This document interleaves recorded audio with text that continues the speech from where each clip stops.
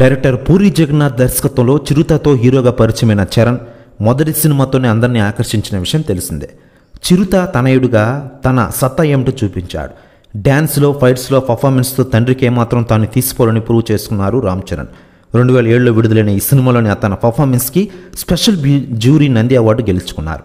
ఉత్తమ నటుడిగా Filmfare award సైతం దక్కించుకున్నారు. తొలి సినిమా తనకు హీరోగా మంచి గుర్తింపు తెచ్చింది.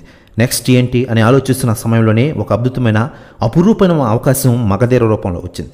అప్పటికే సింహాద్రి, ఛత్రపతి, విక్రమార్కుడు వంటి బ్లాక్ బస్టర్ టాప్ డైరెక్టర్గా వెలుగొందుతున్న రాజమౌళి దర్శకత్వంలో సినిమా చేసిన ఛాన్స్ రావడం అంటే మామూలు విషయం కాదు.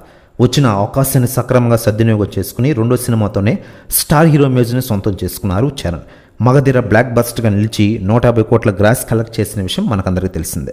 కేవలం 14 సినిమాలతోనే హీరోగా ప్రపంచవ్యాప్తంగా పేరు ప్రఖ్యాతులు సంపాదించుకున్న చరణ్ ఇప్పుడు శంకర్ కాంబినేషన్లో చరణ్ చేస్తున్న గేమ్ చేంజర్తో కెరీర్ పరంగా మరిన్ని ఉన్నత శిఖరాలు చేరుకునే అవకాశం ఉందన్న విషయం తెలిసిందే.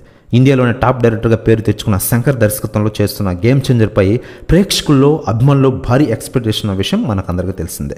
అందరూ ఆశించినట్లనే గ్లోబల్ స్టార్ రామ్ చరణ్ హీరోగా మరింత ఉన్నత స్థాయికి ఎదగాలని కోరుకుంటూ మార్చి 27 అంటే ఈరోజు రామ్ చరణ్ పుట్టినరోజు సందర్భంగా తెలియజేస్తున్నా. ఇక ఇదిలా ఉండగా రామ్ చరణ్ పుట్టినరోజు సందర్భంగా మెగా ఫ్యామిలీ సభ్యులు ఆయనకి ఖరీదైన గిఫ్ట్లు ఇస్తున్నారట. లేటెస్ట్గా అందుతున్న సమాచారం ప్రకారం రామ్ చరణ్ తేజ్కి ఆయన తండ్రి మెగాస్టార్ చిరంజీవి గారు దాదాపు 20 కోట్లు ఖరీదైన కార్ని ఒక గిఫ్ట్గా ఇచ్చారట.